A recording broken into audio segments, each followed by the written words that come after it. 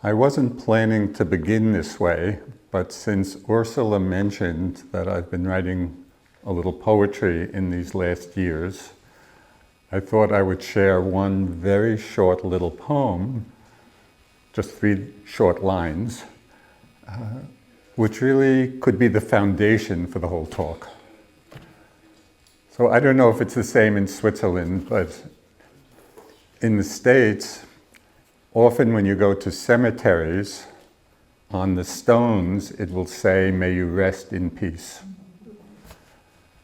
So this last year when I was on a self-retreat at home, I was doing some walking meditation, just up and down my driveway, and for some reason that line came to my mind, "May you rest in peace." And all of a sudden this short little haiku-like poem just arose. So here it is. May you rest in peace. Why wait until you're dead?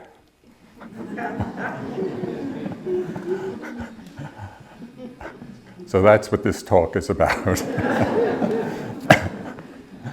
Let's rest in peace now. Or at least practice doing that. So one of the challenges for Dharma practice in the West is that the teachings of many traditions are now available to us. And in Asia, for many, many years, these traditions were very isolated from one another and did not have much contact.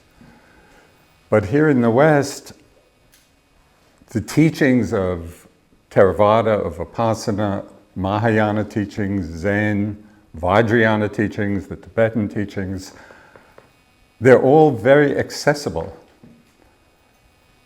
And what's interesting is that in many cases, these traditions may be saying quite different things about, we could say, the ultimate nature of freedom or of reality. And not only that, very often in the different traditions, each one claims to be the quickest, the best, the highest. So what do we do with all that? As we're sincere Dharma practitioners and we have access to all these teachings, how do we make sense of all this?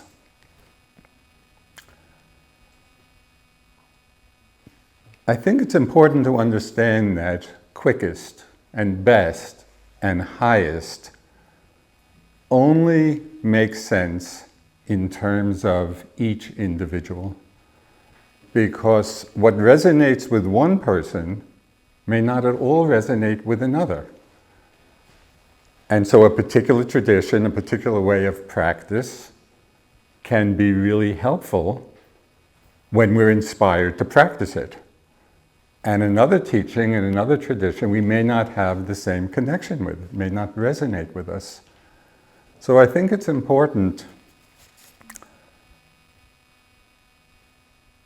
that we just understand the practice that is most effective for us is the one that inspires us to do it. Because if it doesn't do that, no matter how high or how quick or how best it is, it's not going to be very helpful. So this is a way of just relaxing, in our accessing the different teachings, different teachers, different traditions. And it's also true that for some people, really practicing exclusively in one tradition is most supportive. There's no confusion, there's a clear path within each of the traditions. And so many people find, yes, we find one that resonates with us and we really commit and devote ourselves to it completely. For other people, after one has experienced some depth in practice, other people find it helpful to actually explore teachings from other traditions because it supports their practice in general. And so for those people, it's like a rope that gains strength when many strands are intertwined. And so again, there's not one right way or wrong way. It just depends on our own temperament, our own interests, what best supports our practice. So tonight, I'd like to explore a little bit that quality of the mind in all of the Buddha's teachings, the wisdom quality of mind, and it's often explained as, the quality of that is explained as investigation of the Dharma, investigation of Dhammas. So it's really helpful to understand that we have an active part in the practice. It's not just sitting and following instructions and hoping for the best. We really want to engage this investigative quality in our mind, of trying to understand for ourselves in our own unique ways what it is that's happening, what causes suffering, what relieves suffering.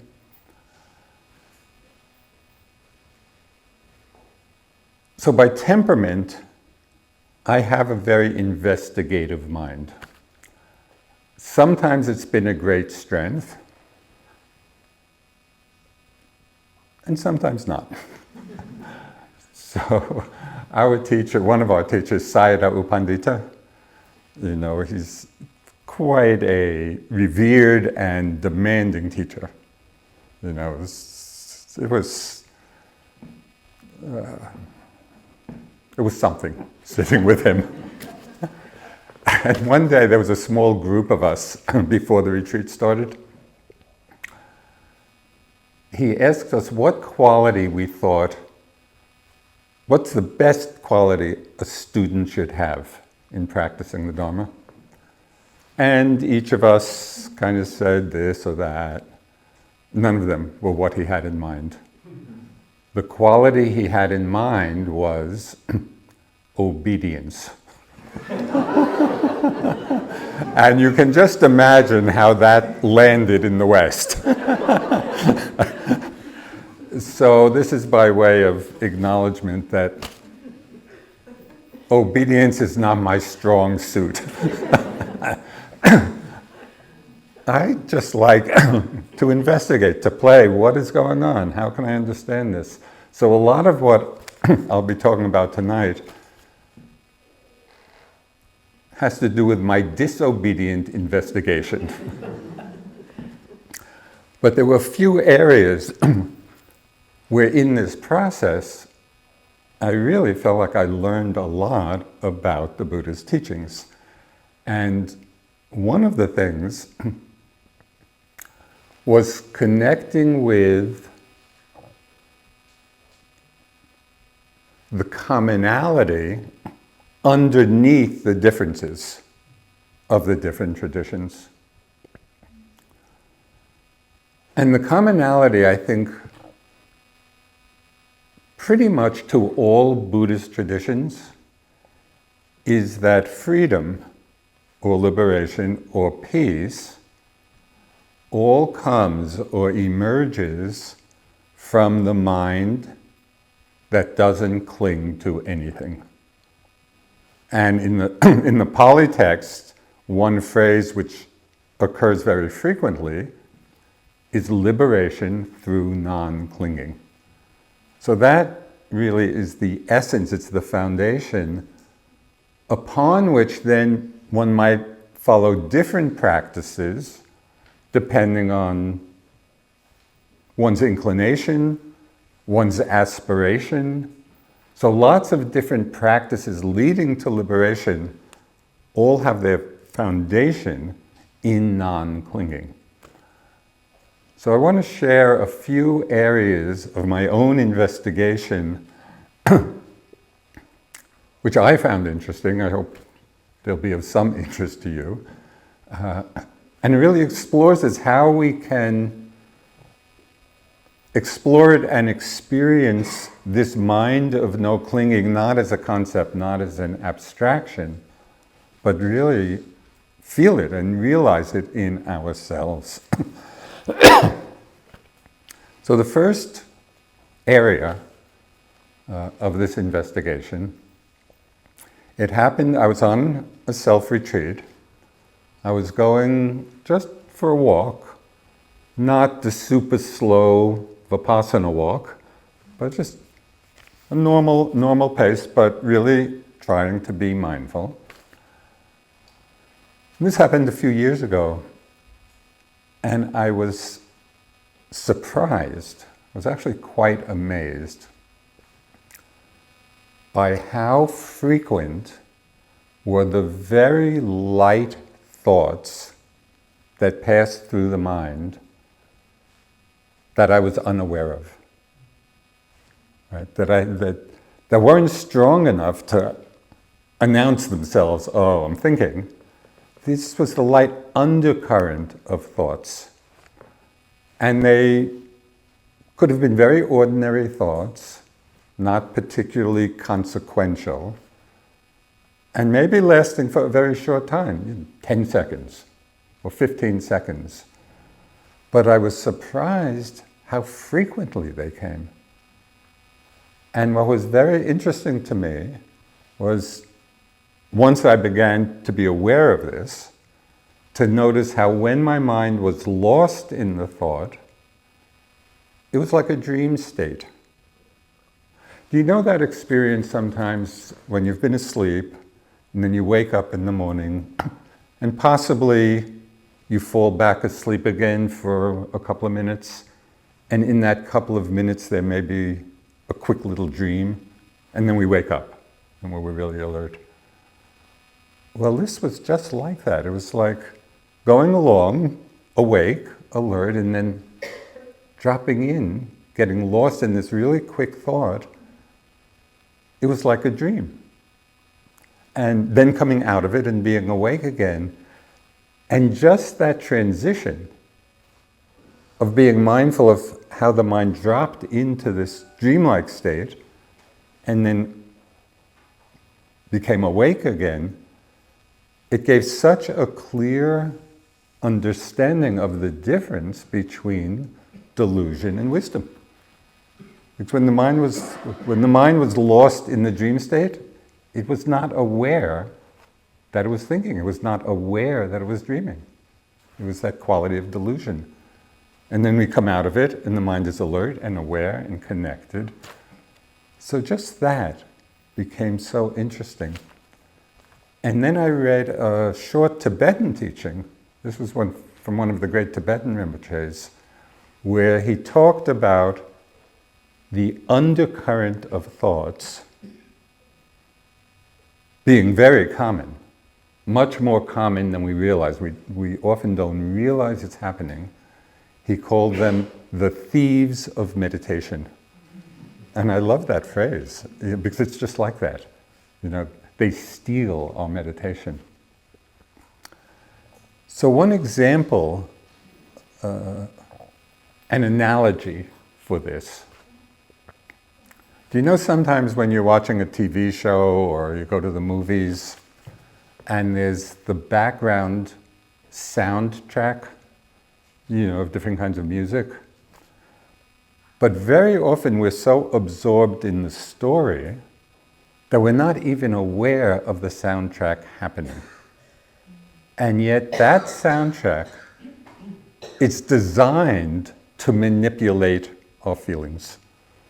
You know, the music gets tense and we get all tense. The music is mellow. And all of that is happening very often. We're not even aware of what's causing our emotions because we're so lost in the content of the story. Well, all this undercurrent of thoughts is like the soundtrack of our lives. Even though they may seem very quick or unimportant, they are conditioning our minds. They're making us feel different ways, and we're not even aware that it's happening. So this just became extremely interesting to me, to watch and to really see, not just kind of understand it intellectually, but when we apply our mindfulness in this way, we can experience this background, the undercurrent of thoughts that unnoticed very much condition our minds, condition our feelings, condition our emotions. So this was one area of investigation. And I'd suggest for those of you who might be interested, sometime, when you're at home, maybe just take 5 or 10 minutes, of going for a walk, a relaxed but hopefully mindful walk, and just pay attention. See if you can verify for yourself that these thieves of meditation have entered. Right? And it actually becomes very inspiring, and with practice, we actually can keep that awareness. It's not going to be perfect, but the more we practice it, we become aware many times in the course of a day, just in the midst of our daily activities. We're keeping track to some extent, of this undercurrent of thought, and it's extremely freeing. So this is one area. The second one I wanted to mention, there's a phrase that I've been using in teaching in these last years. And the phrase is, don't waste your suffering. Don't waste your suffering. And what I mean by that is that very often when we're in a state of distress or suffering of some kind, there are often two predominant responses that we may have. Either we start drowning in it. We just get lost in the story of our suffering. And we go over it again and again and try to figure it out and all that. Or we blame others for our suffering. I'm reminded of an incident years ago, many, many years ago. I was in this relationship and we were having a little argument. And my friend, she turns to me and says, "Stop making me feel aversion." And I started to laugh, which was not a good move. But it's the sense that we may often have that somebody else is making us feel a certain way, right? Or even to refine it a little bit more, yes, external conditions can influence how we feel, but how we relate to those feelings, that is totally up to us. Right? Are we reactive to them? Do we try to push them away? Do we whatever? How we relate to whatever emotions are arising, we are 100% responsible for that. And to understand this is tremendously empowering. Because if we are 100% responsible for the quality of our minds, that means or suggests that we're motivated to try to understand it. If we think, oh, I'm feeling this way because someone did this to me, so it's like giving all our power away. We're not understanding, no, we have the agency to be free regardless of the circumstances. So this is what I mean by don't waste your suffering. Right? If we're suffering, we want to investigate within ourselves what's happening in our minds. What is the cause of that suffering? because through that understanding, then there's a possibility of letting go of the causes, of actually liberating ourselves, of coming back to a place of peace. The reason this is so critical really is embedded in the first noble truth of the Buddha's teaching, which I'm sure you all know, is the truth of dukkha. Right? Often translated as suffering, but it means much more than suffering.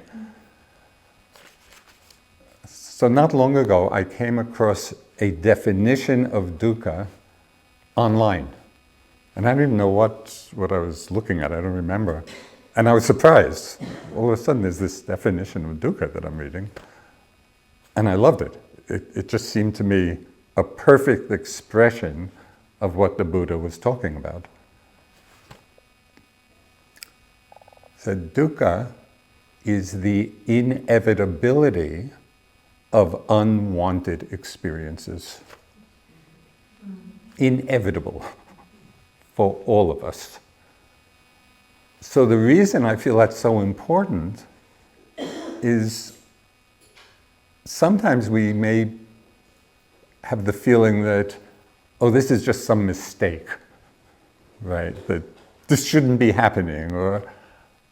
But the Buddha is saying unwanted experiences are inevitable in our lives. So given that, it feels really important that we learn how to be with unwanted experiences in a way that keeps us at peace. Why wait till you're dead? Can we really explore this now? Because these unwanted experiences are going to happen, inevitably. So a few little examples of this just from our meditation. It's pretty universal that people committed to the path, any path of meditation, there will be times of struggle. You know, there are times when it's just flowing along really easily and we're in the flow of it, and at other times it just doesn't feel like it's working and we're struggling and difficulty. So again, in the investigation of what that struggle is about, I found it really interesting to see that struggle always means non-acceptance of something. Because if we were accepting, we wouldn't be struggling. So instead of struggle being a problem, it actually becomes very useful feedback. Right? It's like very often we don't know or we're not aware of whether we're actually accepting of something or not accepting. But if we're struggling, that's a big announcement in our minds. It's saying something is going on. Maybe it's something in the body, some discomfort or pain, some difficult emotion. There is something going on that we're not accepting. So if we take struggle as a feedback, then it's really useful. Because then we can kind of check it out. Okay, what is it that I'm not accepting? And then relax into whatever it is, opening to whatever it is. There's another very interesting distinction which I found really helpful in understanding struggle and release from struggle. And these are two qualities which come up at different times very strongly in our meditation practice, but which often get confused. And the confusion keeps us from really settling into peace.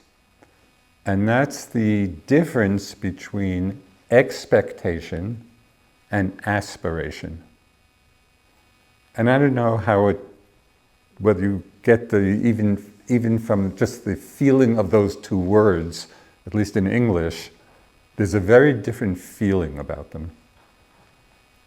Aspiration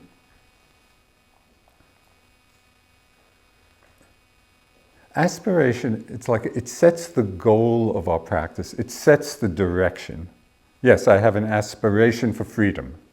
I have an aspiration to become more compassionate. I have an aspiration for wakefulness. Right?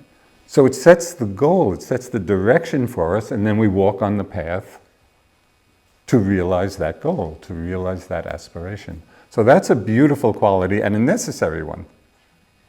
We need to have some sense of where we're going on this path, because it's what inspires us to keep going. Expectation is something quite different. Expectation is when we want things to be a certain way when we want them to be that way. And we're expecting it, and then when it doesn't happen like that, so then we're in struggle, and then we get disappointed, or we lose energy for the practice. There have been countless times in my own practice, I've been on retreat. I might be having a really clear, concentrated sitting, it all is flowing beautifully, and then I get up and do some walking, fully expecting the next sitting just to pick up where I left off. So many times. Go to the next sitting, it's completely different. And maybe really more difficult, but not in the same flow that had been. So to the degree that I was attached to that expectation, it creates a lot of doubt. I can't do this, or this is too hard, or it's not working. But all of that is coming just from an expectation that we had that it should be a certain way now. That is very different than aspiration. Do you see the difference? It's because it's really critical, and when we can see that, then we can cultivate whatever our aspiration is and just keep walking through all the ups and downs of practice.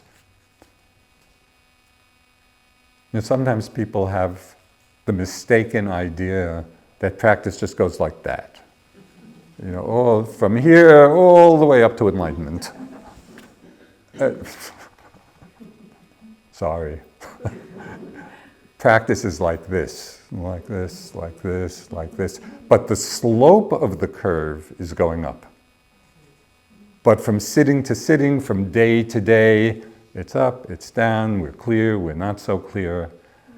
If we understand that, then that's not a problem. We just understand this is the nature of the unfolding path, right? So we're not filled with exultation when things are going well, and we're not depressed when all of a sudden it's difficult. We realize that's how the path unfolds, and we keep going. I remember one time I was practicing in India, and I've been doing intensive practice for some time, and I was just in a period where the practice felt like it was in the doldrums. It's like nothing was happening. And I was getting pretty discouraged. And this lasted for quite a while. It was a week or two, of just so flat and I was beginning to feel quite discouraged, and so I gave myself a little talking to. I said, Joseph, your job is just to sit and walk. Sit and walk, sit and walk, sit and walk. Surrender to the Dharma. Right? Let the Dharma do the work. I'm going to do my part. Right? Just sit and walk and sit and walk. And it was so helpful because I let go of the expectation that it should be a certain way, realizing, we go through phases in our practice, sometimes really easeful, sometimes really difficult, and we need to keep going. We just need to keep practicing. and then we come into another phase. Okay, one last little piece on this in terms of don't waste your suffering. And this has to do with kind of a more subtle understanding of what mindfulness means. So I'll just share a story, and those of you who have sat with me may have heard this before, but this goes back quite a few years in my practice.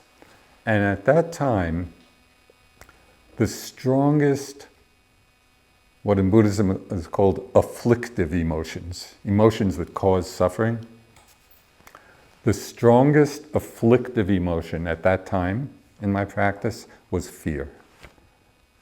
Just all of this fear was coming up. And it was completely irrational. It was not a fear. There was no external circumstance, right, which would have caused the fear. There was a time when I felt fear in going from sitting to standing. So it was completely irrational. But for whatever reason, that's what was coming up in my practice. So I was working with it for a long time, and noting, fear, I recognized it. But it just felt, it felt stuck in some way. So after quite a long time of working with it and feeling I was not really understanding why it was so stuck, I was doing walking meditation, and all of a sudden there was a shift in my mind. And the shift in my mind was expressed in the thought, if this fear is here for the rest of my life, it's okay. It's okay.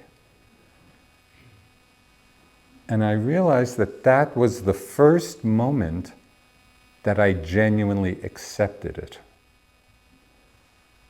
And in that moment of acceptance, genuine acceptance, this is here for the rest of my life, it's okay. It's okay to feel it.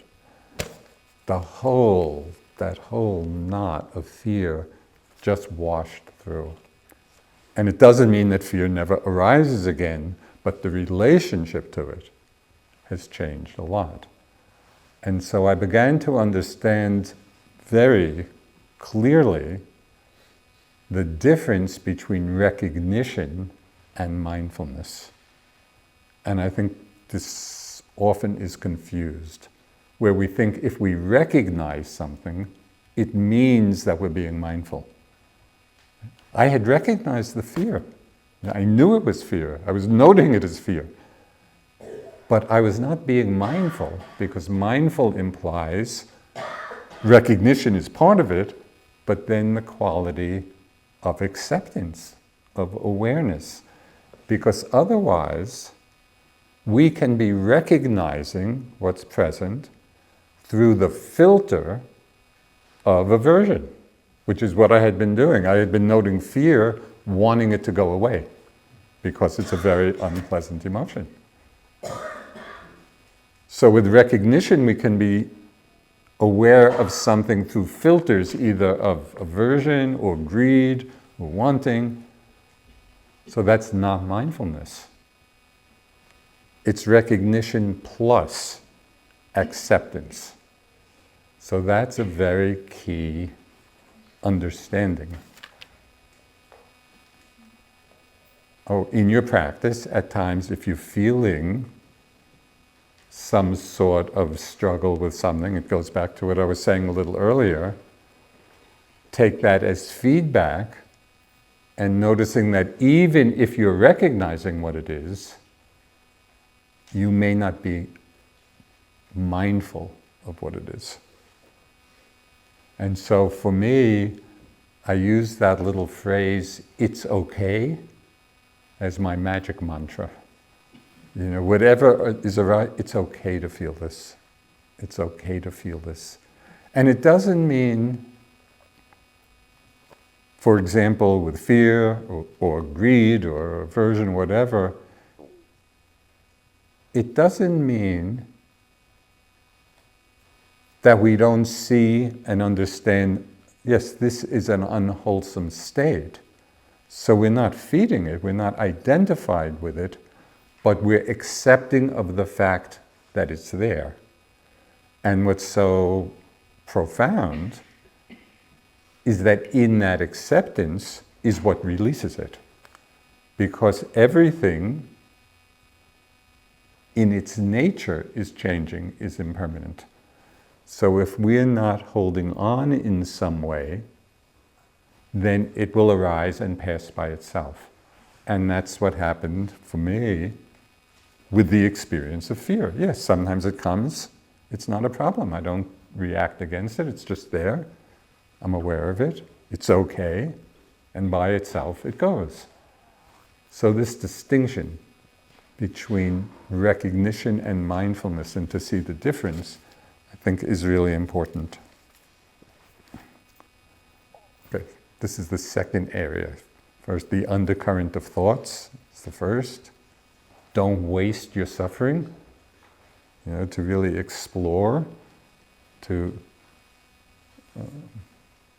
understand the agency we have in understanding suffering and freeing ourselves from it. It's not dependent on anyone else. Undercurrent of thoughts, don't waste your suffering.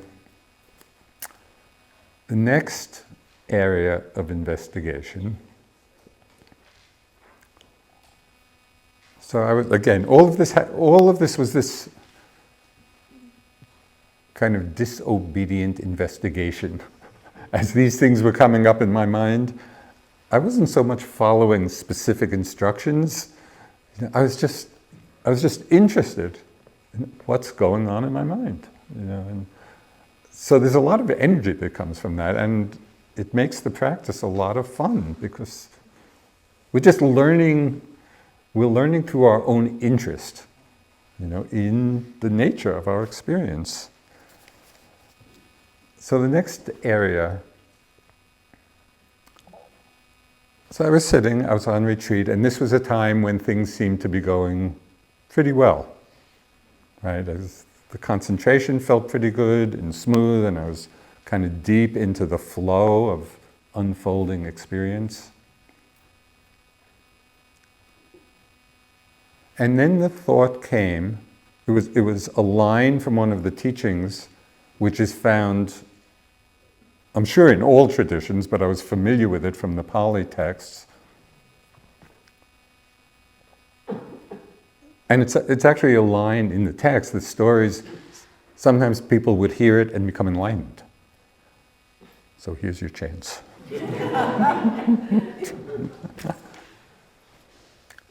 Whatever has the nature to arise will also pass away. Whatever has the nature to arise will also pass away. So I was sitting in this really easeful state, and this line came into my mind. And because it arose in the context of really in a meditative state, because usually I would have read the line and there would have been that conceptual understanding, yeah, of course, everything's impermanent. But that stays on the intellectual level, because it arose in the midst of a sitting when my mind was concentrated and just in the flow. Oh, whatever has the nature to arise will also pass away. So then my mind had a following thought. Therefore, in the context of meditation, there's nothing to want. Because whatever I want will also pass away. And there's nothing to want. And in that moment, in the moment of that thought appearing in my mind, I could feel the relaxation from a wanting that I didn't even know was there. Right? Oh, there's nothing to want. And I could just feel my mind settling back into this very open, clear space. And then the thing that was really interesting was then to turn the attention to look or experience to look directly at the nature of, or the experience of, the mind of non-wanting. So it wasn't only feeling the relaxation of it, it was turning the attention to experience. Oh, this is what the mind of not wanting is, the mind of not clinging. And this is just a little aside. By the time I was doing this, I had done a little bit of Tibetan practice, a little bit of Dzogchen practice, with some teachers. And I saw that the experience of the mind of not wanting was just the same as is talked about in some of the Tibetan traditions of the nature of mind, the union of clarity and emptiness. And so it was just another way of understanding some very basic commonalities, namely the mind of non-clinging, the mind of not wanting, is the foundation of all, or most at least, that I'm aware of different Buddhist traditions. So it was very unifying.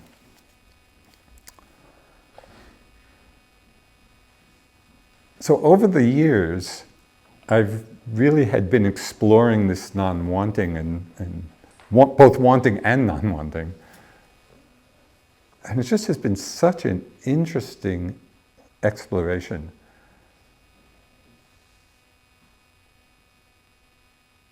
Because I think many of us are under the illusion that the desire for what we want is a pleasurable state. Right? It's like, we think of, I don't know, some vacation that we're going to be going on, or something that we've wanted, and we, in a way, the desire for it is energizing in some way, and we think, yeah, this is great. Well, I've had a couple of different experiences which showed the delusion of that understanding. So one time I was in New York City, and there's one avenue in New York with a lot of very, we say high-end shops, very fashionable, with beautiful things in the windows. And I remember walking along this avenue and looking in every window, oh, that looks great. Oh, so that would be nice. Just like that. And then at a certain point, I don't know, after, 5 minutes, 10 minutes, suddenly I realized what my mind was doing. I just dropped back. And then just started walking. I was just seeing without the wanting. It was such a relief. It was. I could feel the relief of the from the stress, which we don't usually associate with our desires. We don't think of them as being stressful. But when we're actually looking at our minds, we can see it so clearly. Or one experiment you might make in your sitting, and this is very illuminating. Sometime in your meditation, when you're lost in some wanting fantasy of something, it could be anything, but you're in this kind of wanting mode, and if you become aware, that the wanting is happening, then just kind of sit back. By itself, the desire will end, because everything is impermanent. We don't have to suppress it. We don't have to. If we're just observing, if we're just aware, the desire is there, and we may be caught in it, and then at a certain point it ends. If you pay attention to that moment of going from wanting to not wanting, right? And if we're in a meditation, we could track that moment. We could see, wanting, and then it's gone.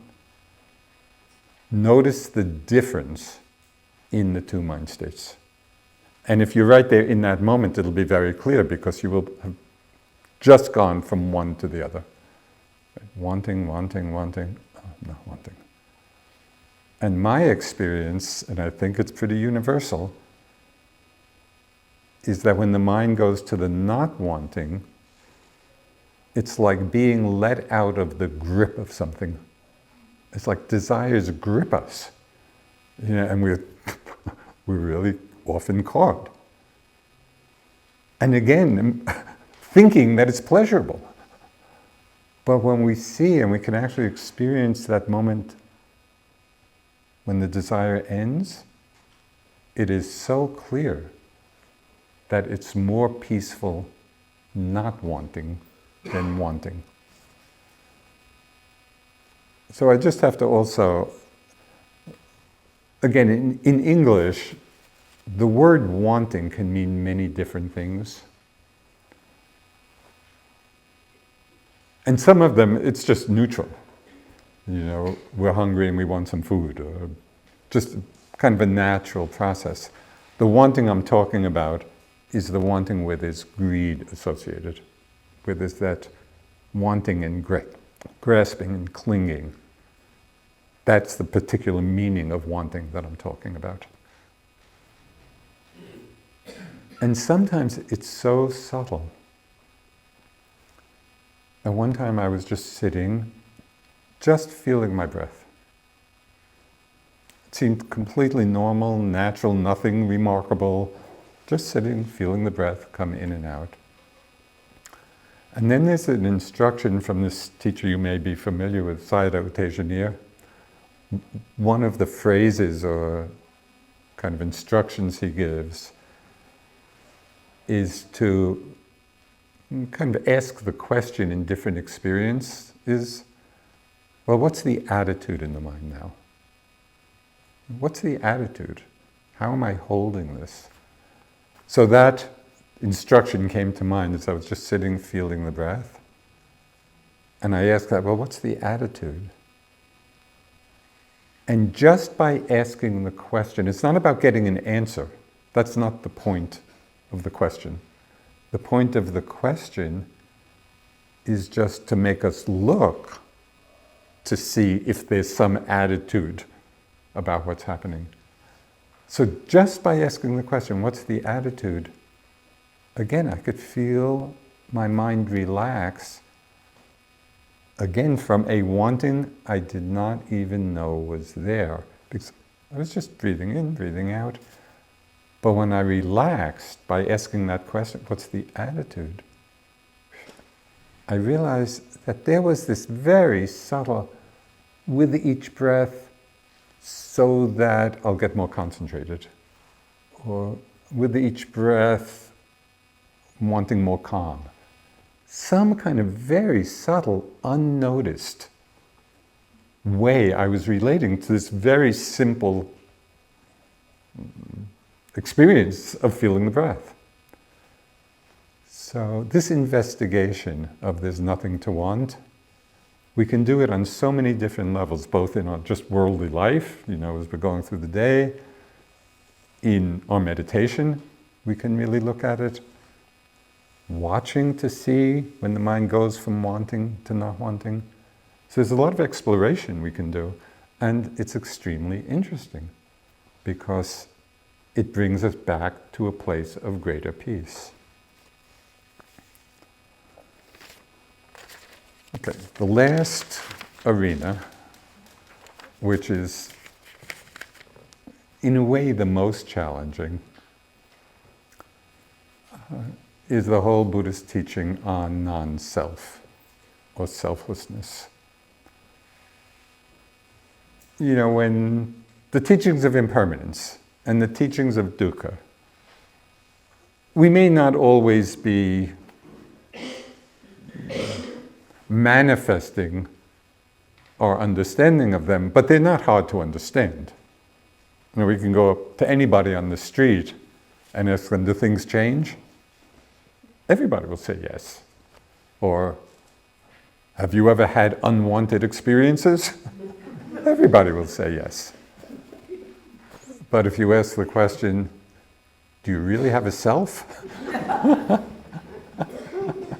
They'll probably just look at you, what are you talking about?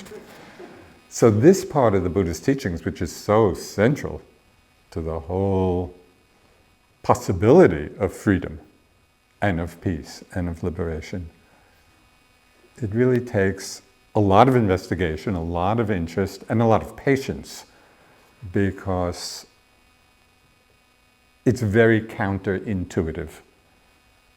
Right? Intuitively, of course there's a self, and that's how we relate in the world. Self and other, and so that's just our ordinary experience. So what does non-self mean? And how can we begin to understand it? It takes patience. I think for most people, it's a gradual process of beginning to understand this very central part of the teachings.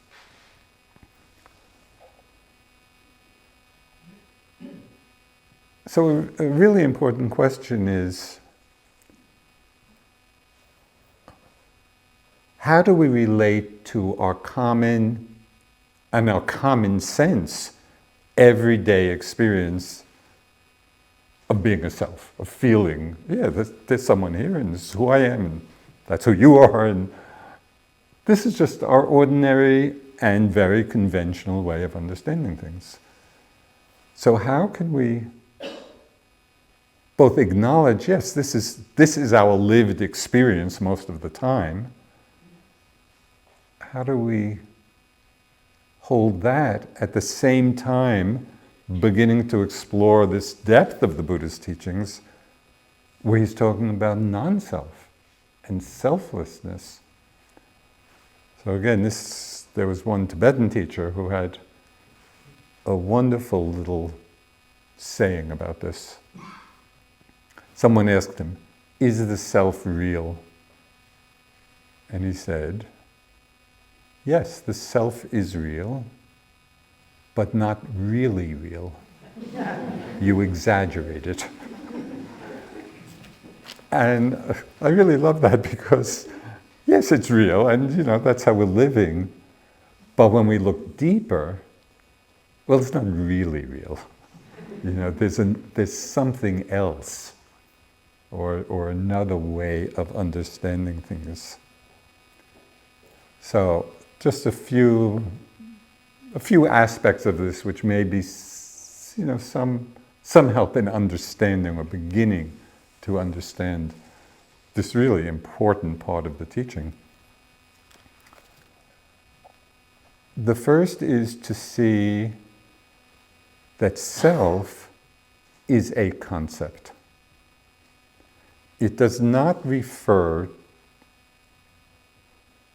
to anything,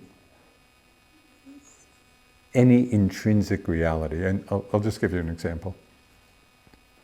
So, after a storm, a summer storm, often there's a rainbow that appears. And we look at the rainbow and we point it out to our friends, and it's beautiful, and it uplifts us. It's a beautiful experience. And we think, the rainbows are beautiful. But then if we just look a little deeper and ask the question, well, what actually is a rainbow? Right? So when we look a little deeper, we see that what we call rainbow is an appearance arising from certain conditions of air and water and light in a certain configuration. These conditions come together and a rainbow appears. But there's no thing in and of itself which is the rainbow. It's simply these natural elements coming together which gives rise to the appearance of it. Well, self is just like a rainbow. We're all rainbows. Right? There is the appearance of a self, which is why in the conventional world we relate that way. But when we look deeper, we see that self is a concept for the appearance of different mental, physical elements coming together in certain patterns Just like the air and water and light creates a rainbow, these elements of the mind, thoughts and emotions and the physical elements, they come together in a certain way and they appear as what we call self. But self is simply a concept designating the appearance. Is this making any sense? This is why I said one needs to be patient. But it's worth the investigation, because the understanding of this really becomes a radical transformation of how we understand ourselves and the possibility of real peace and real freedom. So one question we can ask ourselves and explore and investigate as a way of seeing the appearance of self from the different elements that give rise to it. And the question that we could hold in our minds, and particularly in meditation, but it could be just in the course of our daily lives, the question is, what am I identifying with in this moment? Because the sense of self comes about through the process of identifying with a thought or an emotion or the body. My thought, my feeling, I'm angry, I'm sad. The I and mine are extra. That I and mine come about because in that moment there is this other impersonal process of identification with it. So we could say that it's that element or quality or factor of identification with something that creates the appearance and even the felt sense of self. So very typically and normally thinking, oh, I'm thinking, my thought. But it is a common phrase, in certain circles, the thought is the thinker. There's no one behind it to whom it's happening. The thought is a natural process thinking itself. Same thing with emotions. We could say anger angers, love loves, joy joys, fear fears. Each element of our experience is simply doing its own thing, expressing its own nature. But then the little devil of identification with arises, and all of a sudden that felt sense of self is strong again. So in our practice, especially, there's a kind of word I use, which it would be really interesting, just as you go through the day, if you pay attention to the experience of what I call selfing.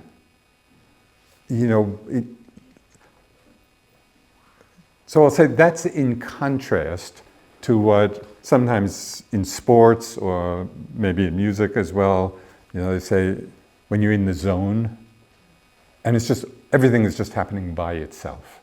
You're just in the natural flow, effortless, and in the zone, there's not that creation of the sense of self. We're just in the process, the natural flow of the process. So it would be really interesting, just as we go through the day, to watch for those times when we're not in the flow and we're in some kind of reactivity, and we can feel the selfing in that moment. That would be a really good time to investigate, okay, what am I identified with in this moment? Is it a thought? Is it a feeling? I'm so angry, or I'm so excited, or I'm lost in this thought. So we can really begin to see experientially for ourselves the creation of this concept of self, and also the possibility of dropping back into the natural flow of changing phenomena. One phrase, and I'll end with this. No, well, this is the penultimate ending. But one phrase that a teacher used very often, which just resonated, it kept coming up in my mind, describing our experience: empty phenomena rolling on. It's just empty phenomena rolling on. Empty, not in the sense of not being there, empty in the sense of not self. It's empty of self. And our whole being is just this process of empty phenomena rolling on. But we get caught in various identifications with this or that, and right there the sense of self has emerged. So this is the ending, the ending quote. And again, it's a teaching from a Tibetan teacher, the Kalu Rinpoche, the previous one. He said, we live in illusion and the appearance of things. There is a reality. We are that reality. When we understand this, we see that we are nothing. And being nothing, we are everything. That is all. So, thank you.